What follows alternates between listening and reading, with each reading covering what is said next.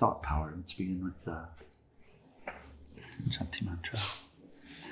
Om Sahanā-Vavatu Sahanā Bhunaktu Saha Vīryam Karavā-vahai Tejas Vinā Vadhīta Mastu Ma Vidvishā-Vahai. Om Shānti Shānti Shāntihi.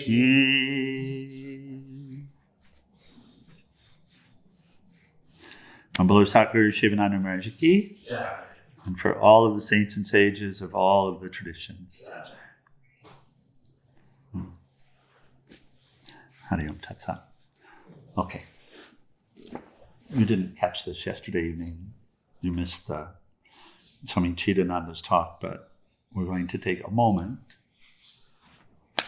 Hari? We're going to take a moment.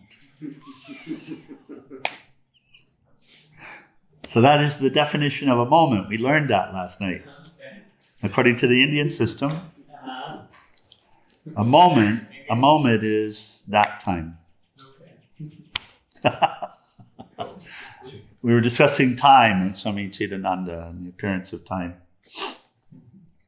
Taking the imponderable and trying to define it according to our own systems. The Western system and the Eastern system are different in terms of how time is measured. In the Western system, we get the seconds and minutes and hours and half days and weeks and AM and PM, before the meridian, after the meridian, antar meridian, post meridian. So the meridian being the midpoint. Who chose that? And then the Indian system dealing with moments and muhurtas. And that is a moment. Okay. So, thought control.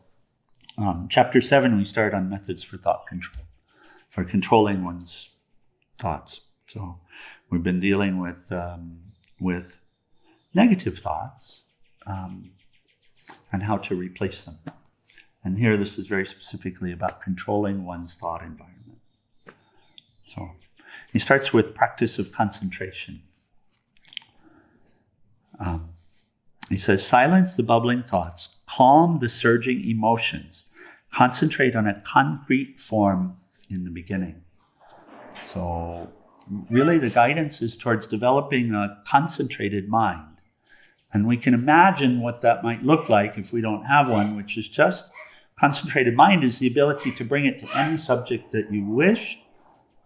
If you wish to bring a prayer for a particular person, or you wish to bring a particular bhava, a particular thought, attitude, etc., to concentrate it, to bring all of the will to that, and to hold it for as long as you will. Om. So he gives the practice in terms of developing it. He says, in the beginning, concentrate on the concrete form. So not a thought form at the beginning, concrete form. Concentrate on a flower, on the form of Lord Buddha. Of course, we're doing in the mind. Remember the Vedantic meditation we practiced the other day, actually, with Elizabeth and Brian, thank you. Vedanta meditation. Do you remember it, Hari? I don't remember what they had. Okay. Shivadas? Slightly. Okay. We practiced in that, working with the thought form and using the thought form to come back to the light. Yes, Hari? I don't remember the technique exactly. Okay, I'll work with you on it because that actually should be part of your practice. Okay. That was the intention that we set then. We haven't done for a while. So we typically don't do it together. It's more an individual practice. But here we're working on, well, why? Because it'll help you to stop identification with the forms when your eyes are open. Cool.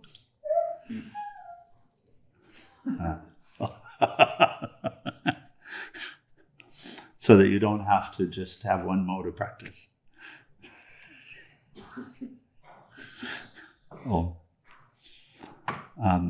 Here, concentrating on a concrete form. So on a flower, on the form of Lord Buddha, on any dream picture, on the effulgent light of the heart, which is getting close to that, on the picture of any saint, or your Ishta Devata. And he gives the practice like this. He says, have 3 or 4 sittings, early morning, first early morning, then 8 a.m., 4 p.m., and 8 p.m. Early morning, he means 4 a.m.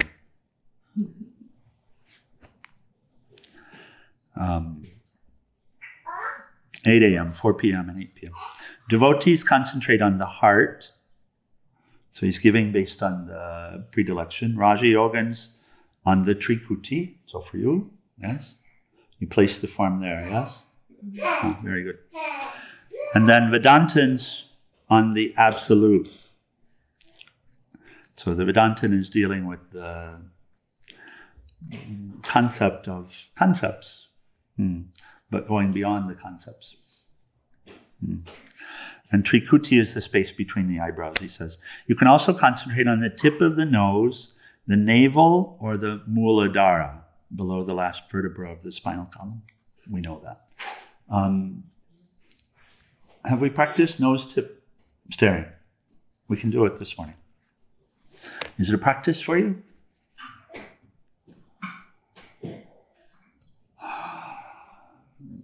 We should be familiar with the various meditation practices. We have, we have this great book from BR School. And I'm not talking about ashram, I'm talking about everyone that's sitting here. We should have familiarity with the other meditation practices. Yeah? Because you'll meet people with different, you want to be of service, right? And we'll meet people with different predilections. You should have enough familiarity with all of them so that you can share something based upon what someone's dealing with. Yes? So, have we practiced nose tip staring before? Have you? No. Okay. Yes? Okay, maybe not. All right, so we'll do it. I'll describe it first. And this is an interesting one because when you do this one in public, people will just think that you're cross-eyed because you will do that. But the concept is to bring the left eye to the left side of the nose tip and the right eye to the right side. You're just going to, so you can start just by doing this. Just take a moment and intentionally bring both eyes to the tip of the nose.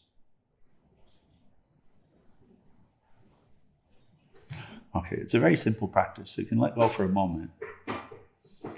And you definitely want eyes open, clear, because you want to be able to see the tip of the nose. Very good. And when you're centered, you'll see a V that will form. When you're centered, you'll see a V that will form. And from there, you want to hold that V. So as the eyes move little, then that V will center and go out of center. And so just take a moment here and see if you can see the V that we're talking about. So once again, bring the awareness back to the nose tip. Do you see it for a moment? Have you seen it for a moment? The V? Are you? Yes? And Shivadas? Since my reattached retina now. Yeah, no, this is not a practice for you. This practice has to be 3 or 4 right now. So. Oh, that's why you're smiling. Yeah. So, do you have the ability to bring them to a point in space?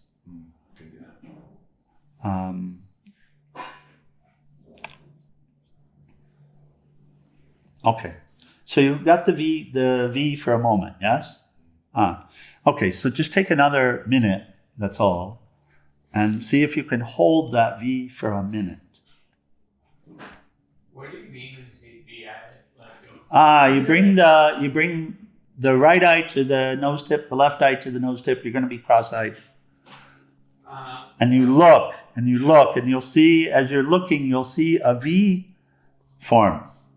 What's Was it down the top of the nose? That you Yeah. What do you mean a V? Like the nose goes into a shape of a V, or I'm not really sure. No, the nose doesn't change, but you'll see in the eyes, as you look cross-eyed at the tip of the nose,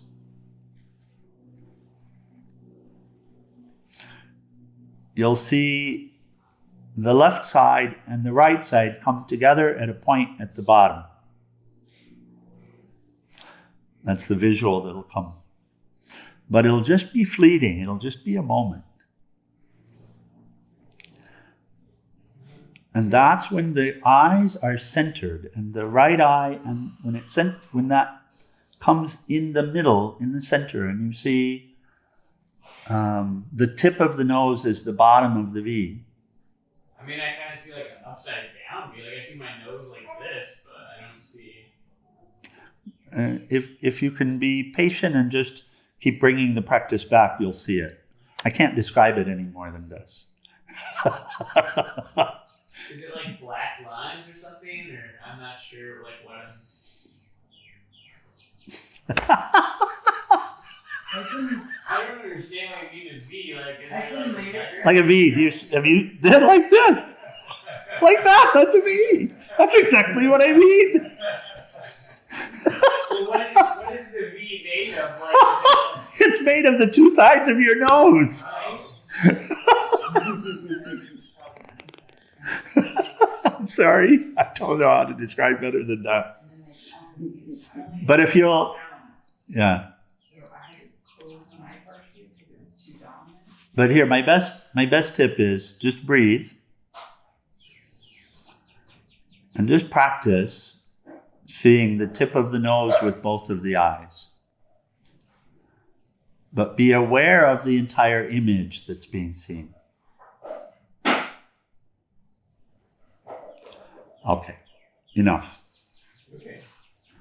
I only see like my nose kind of looks like a V upside down though. Yeah, I noticed that. Upside down. Yeah, it looks like Look at this. the top part now.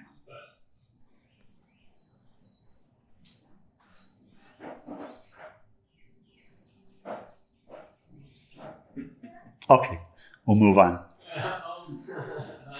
So you're going to be driving and all of that stuff. Every now and then when you stop, just practice it again. Okay. Just practice it. Don't, yeah. Is there a reason I wouldn't be seeing it? Like, can I change something that I'm doing?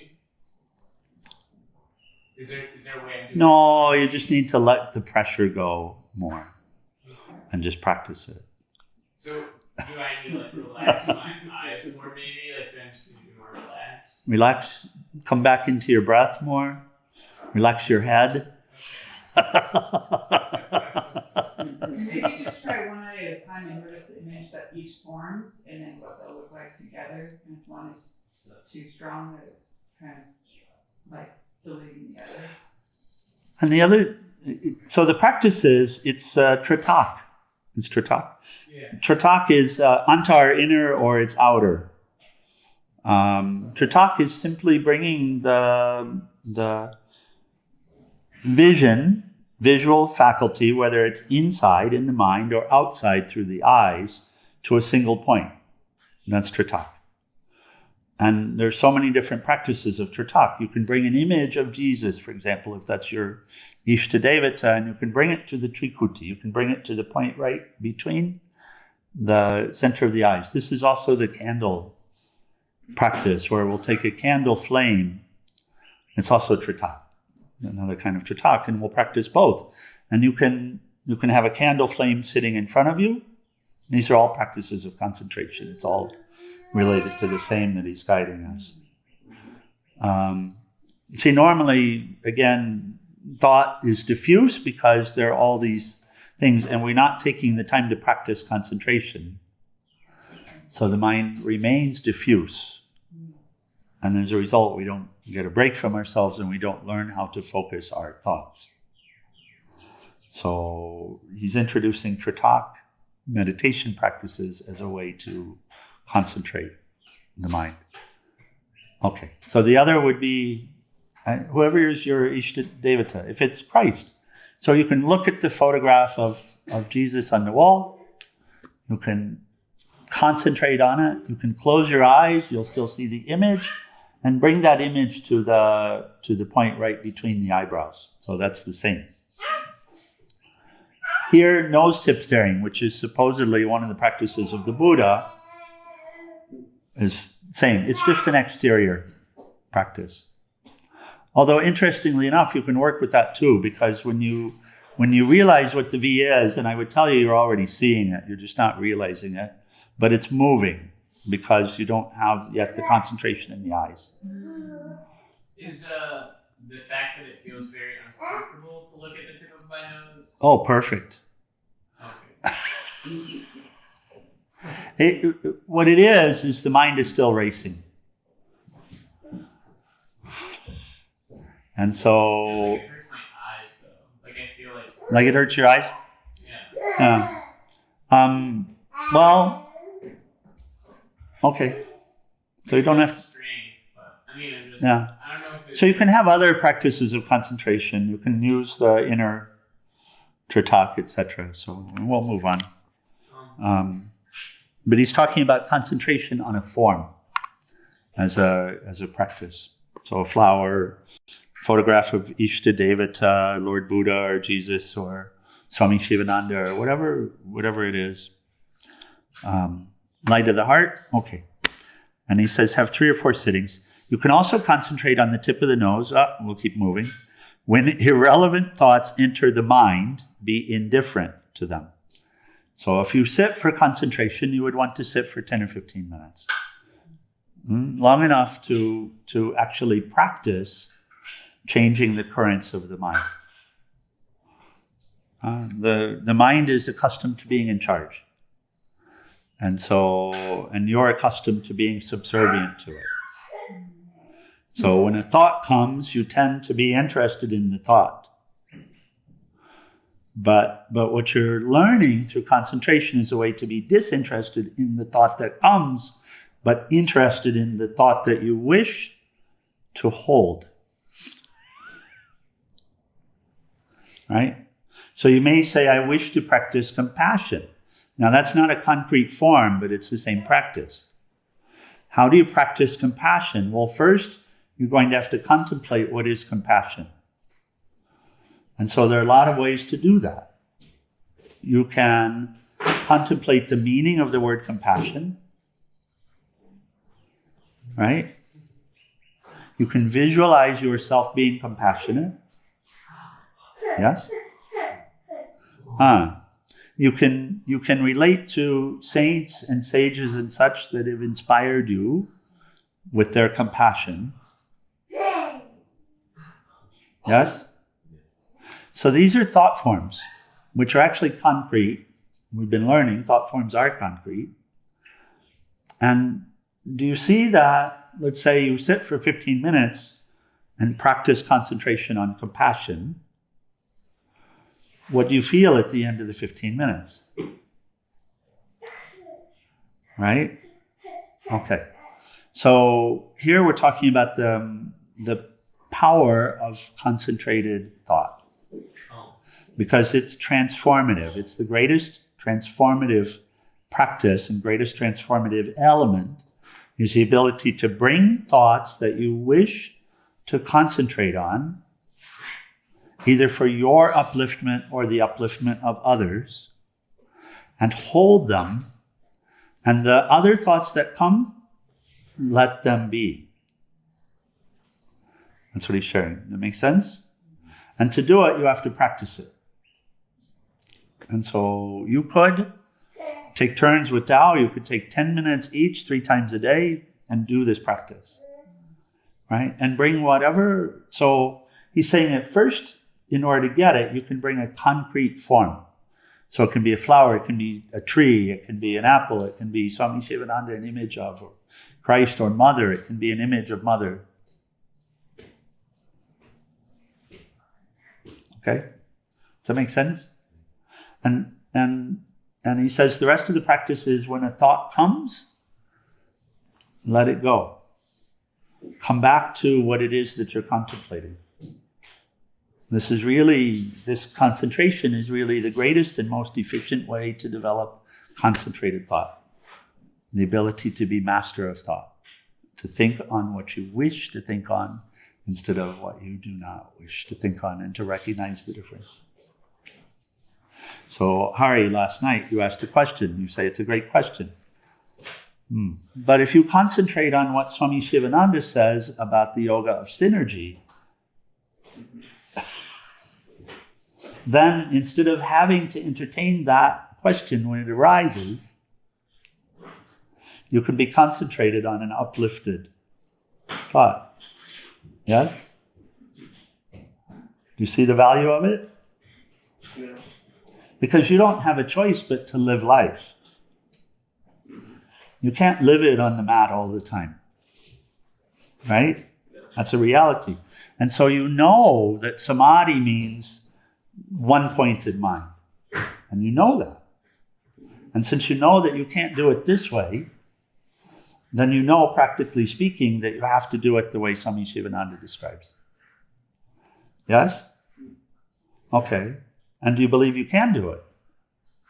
Yeah. So then bring and concentrate the mind on these uplifted images and thoughts. Right?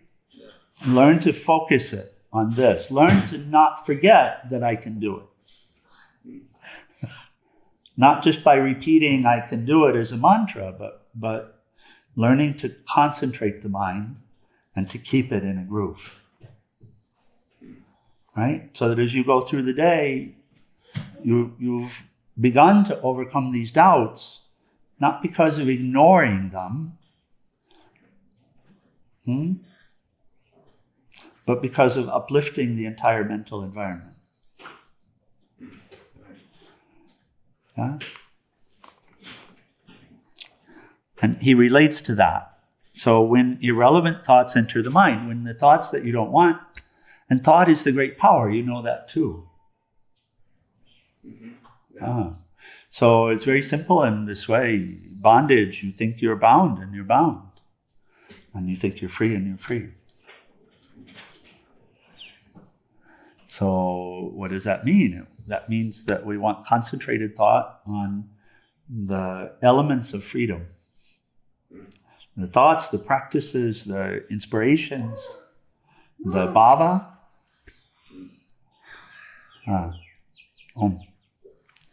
So he says concentration is practiced for stopping of the modification of the mind. And so it's also a Raja Yoga practice. Concentration is holding the mind to one form or object for a long time. Ultimately, it's holding it there forever. The only way you can possibly see God all of the time is if you hold the mind there. But that doesn't mean seeing as a fixed image all the time. That means learning to see deeply and continuing to oversee that process so that there's not a shallow seeing that's interrupting the deep seeing. And after some time it becomes natural. Right? Whenever you cut a groove, that groove becomes natural.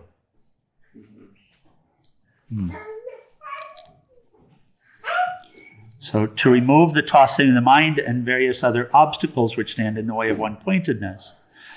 And obstacles, according to Raja Yoga Sutras, the obstacles of meditation are, you may not have them memorized, you want to.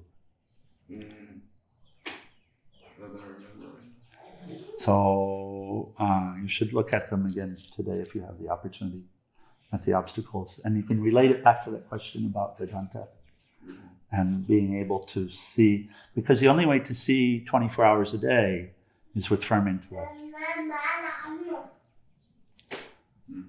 So firm that even in dream state, it remains firm. Right? Even though it's a different intellect? It appears to be. But your experience is if you make a strong resolve, brahmacharya, for example, You may have, and we're talking about concentration of mind, so we can see how it works. So, in order to take the vow of brahmacharya, ultimately that requires rooting out all of the thoughts related to sexual gratification. Yes? Yeah. So you may have experiences in waking state and dream state that are related to sexual gratification. Is it correct?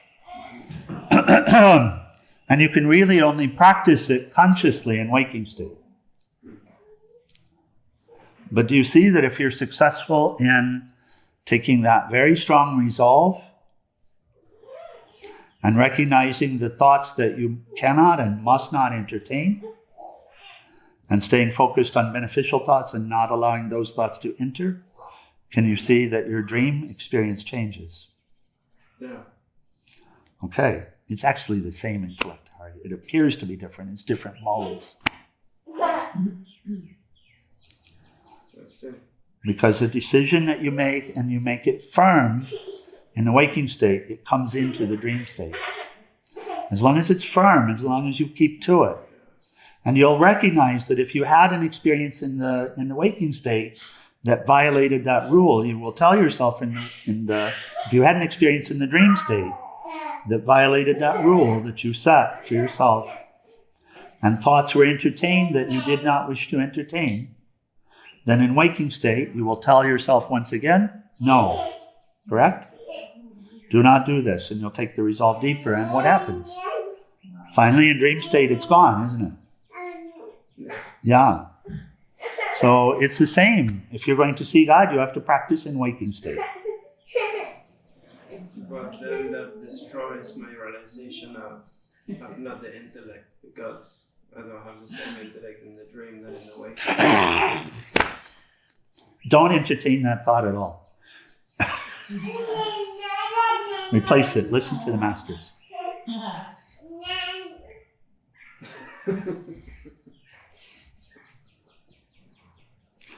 So your experience is helpful for you to realize that you're not the thoughts. Why do you have to suddenly want to say, but I am the thoughts? Because they're different modes of the intellect. Is it correct? Okay. But I want to be able to see how I'm not the intellect. So you want to have sex in your dreams? You can choose to do that, but you'll have to choose it in waking state.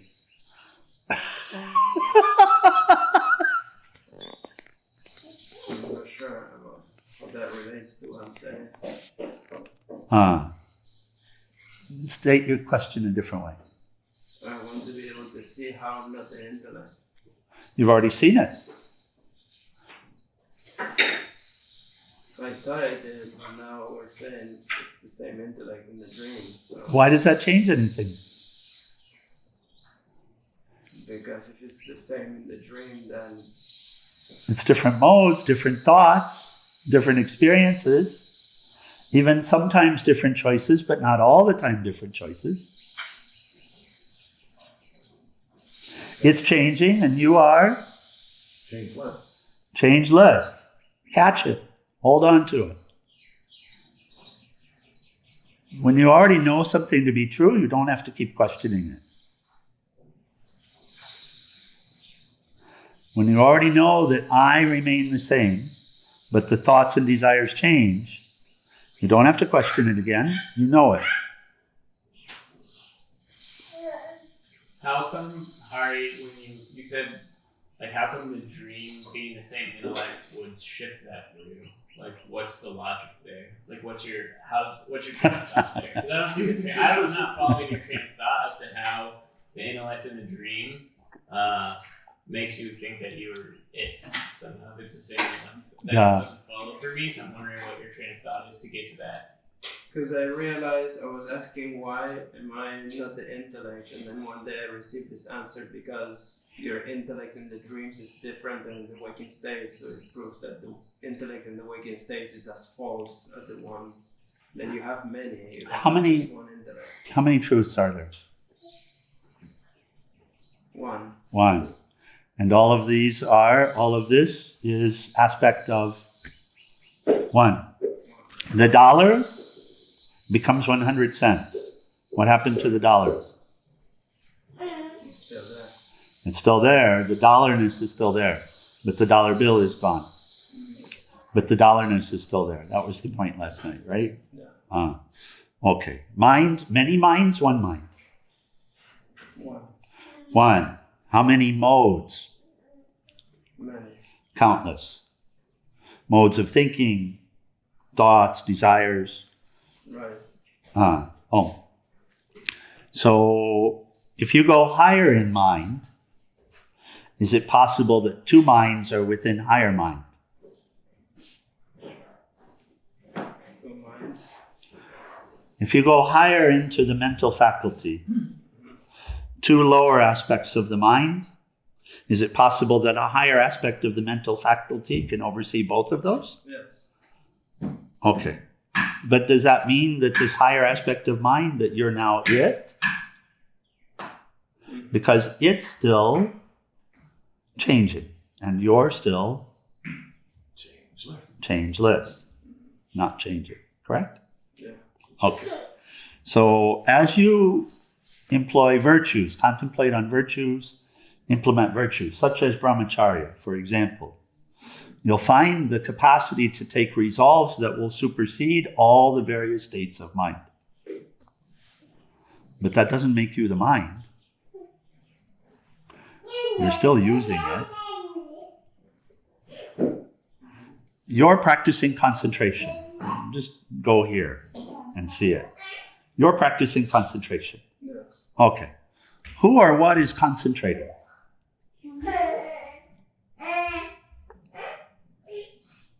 It's the mind. So you practice tritak. You practice nose tip staring just now.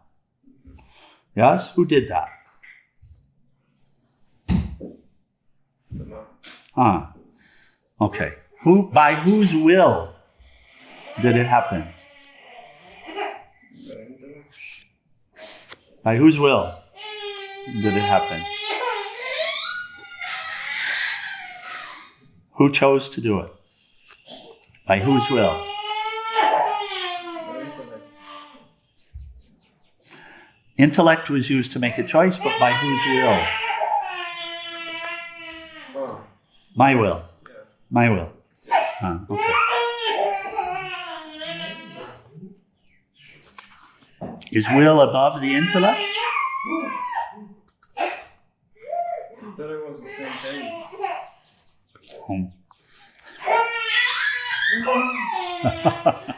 Oh no. Okay, let's continue with concentration and then we'll close for the morning. The point is positive methods for thought control, practice of concentration. Concentration is opposed to sensuous thoughts and desires, bliss to flurry and worry, sustained thinking to perplexity, applied thinking to sloth and torpor, rapture to ill will. He's just comparing concentration, concentrated mind, practice of concentrating the thoughts, as opposed to sensuous thoughts. Is concentration over sensuous thoughts? Yeah. Sensuous thoughts tend to be reactive, yes? But with concentration, the possibility is there to concentrate on higher thoughts, higher ideas, higher ideals. Bliss is above or opposed to flurry and worry. So again, he's actually pointing out choices. So we may experience flurry, mental flurry, worry. What's the way out of it? Concentration. Concentrated mind. Perplexity. Perplexity, have we experienced? Perplexed? Hari's experiencing at the moment. Sustained thinking is opposed to perplexity.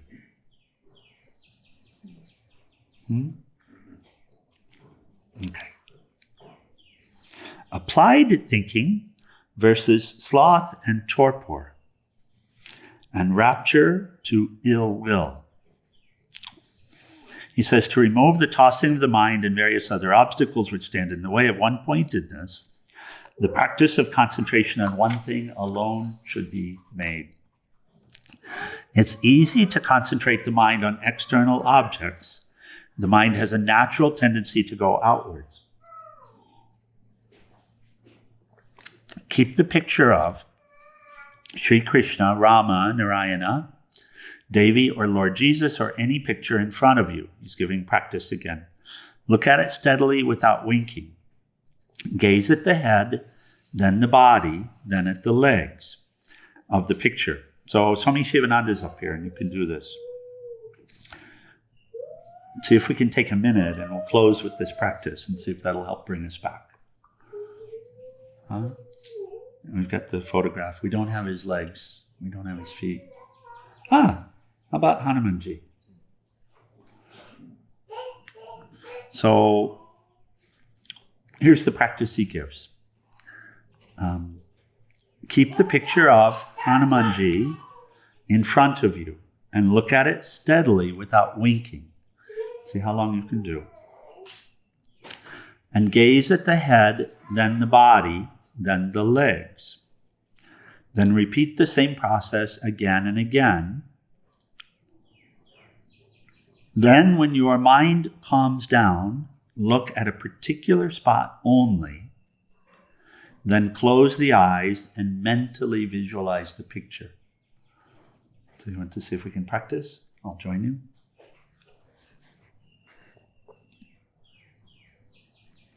So you can go back and forth from the feet to the head, the arms, and the torso.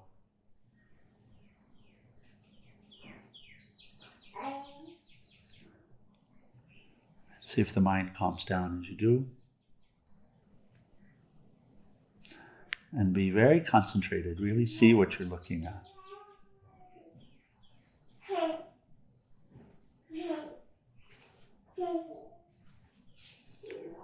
And then see if you can pick just one aspect of it. Whatever you wish. And bring all of the awareness into that part of the form. And with intense awareness, observe it very closely.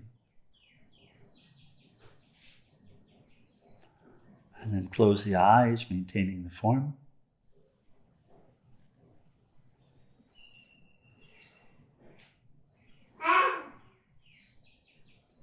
See how long you can hold it.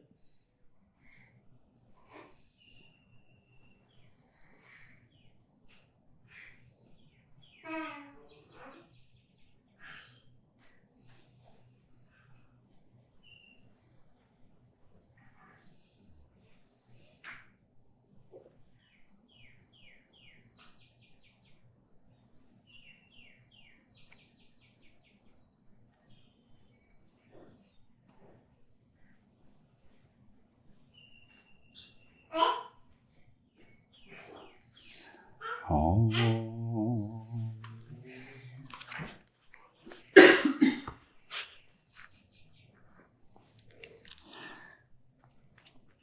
He says, you should be able to visualize the picture very clearly, even in its absence.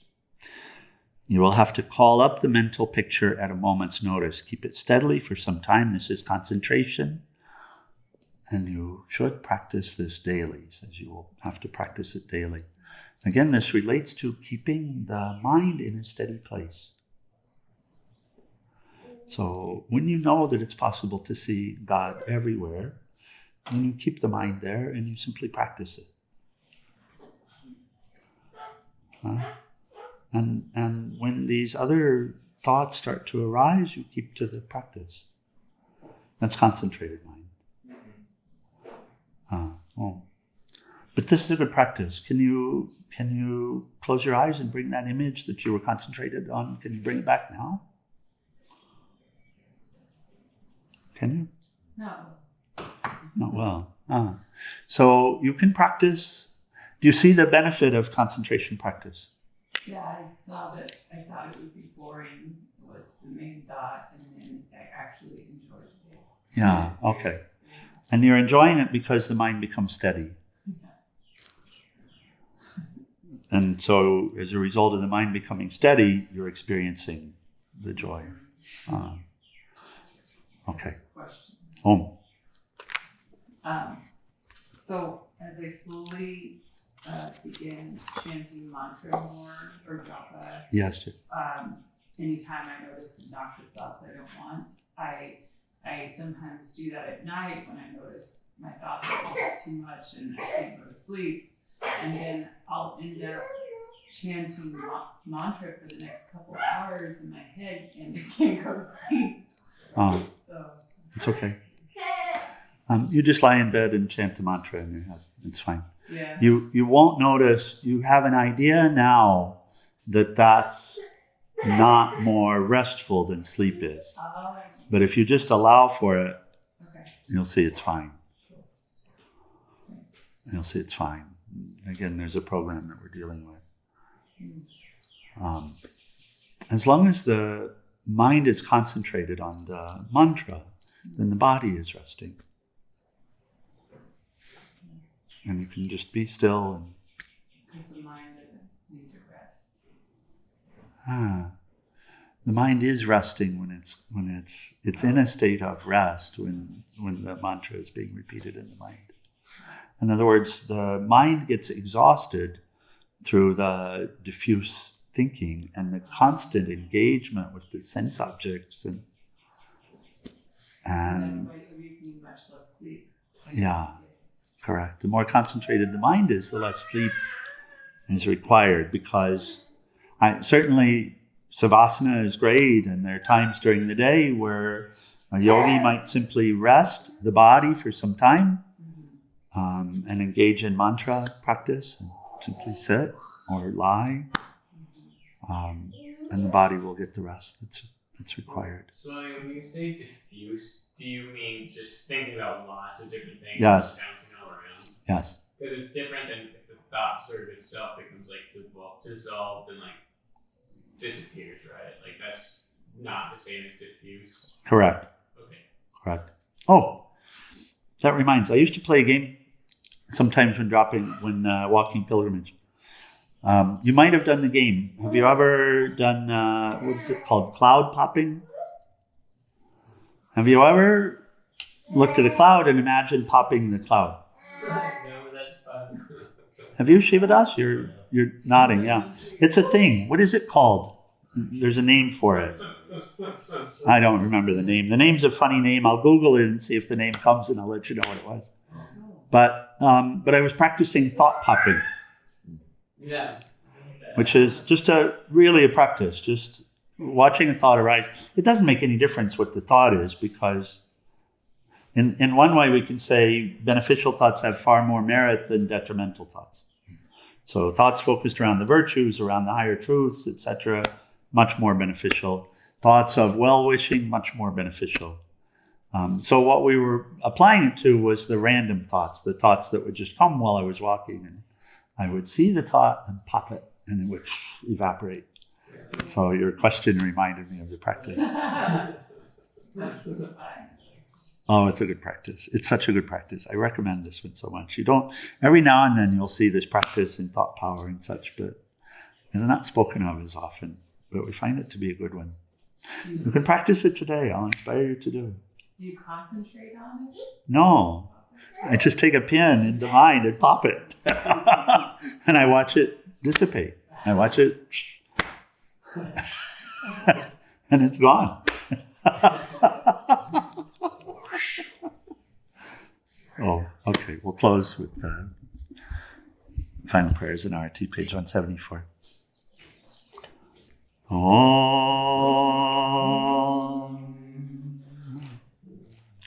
Om Trayambakam Yajamahe Sugandhim Pushtivardhanam Varvai Rukameva Bandhanam Mrityur Mokshiyamamritat Om Trayambakam Yajamahe Sugandhim Pushtivardhanam Varvai Rukameva Bandhanam Mrityur Mokshiyamamritat Om Trayambakam Yajamahe Sugandhim Pushtivardhanam Orvai Rukameva Bandhanan Mrityur Mokshiyam Amritat Om Sarvesham Swastir Bhavatu Sarvesham Shantir Bhavatu Sarvesham Purnam Bhavatu Sarvesham Mangalam Bhavatu Sarve Bhavantu Sukhinaha Sarve Shantu Niramaya Sarve Bhadrani Pashyanto Makashit Dukhabhat Bhave Asato Ma Satgamaya Tamaso Ma Jyotir Gamaya Mrityur Ma Amritam Gamaya Om Purnamida Purnamidam Purnamudashate Purnasya Purnamadaya Purnameva Vasishate Om Shānti Shānti Shāntihi. O adorable Lord of mercy and love, salutations and prostrations unto Thee. Thou art omnipresent, omnipotent, and omniscient. Thou art Satchitananda. Thou art existence, knowledge, and bliss absolute. Thou art the indweller of all beings. Grant us an understanding heart, equal vision, balanced mind, faith, devotion, and wisdom. Grant us inner spiritual strength to recitation and to control the mind. Free us from egoism, lust, anger, greed, hatred, and jealousy. Fill our hearts with divine virtues. Let us behold Thee in all these names and forms. Let us serve Thee in all these names and forms. Let us ever remember Thee. Let us ever sing Thy glories. Let Thy name be ever on our lips. Let us abide in Thee forever and ever. On behalf of Satguru Sivananda Maharaj Ki, for all the saints and sages of all the traditions. Om Namah Shivaya. Let's rise for Arati.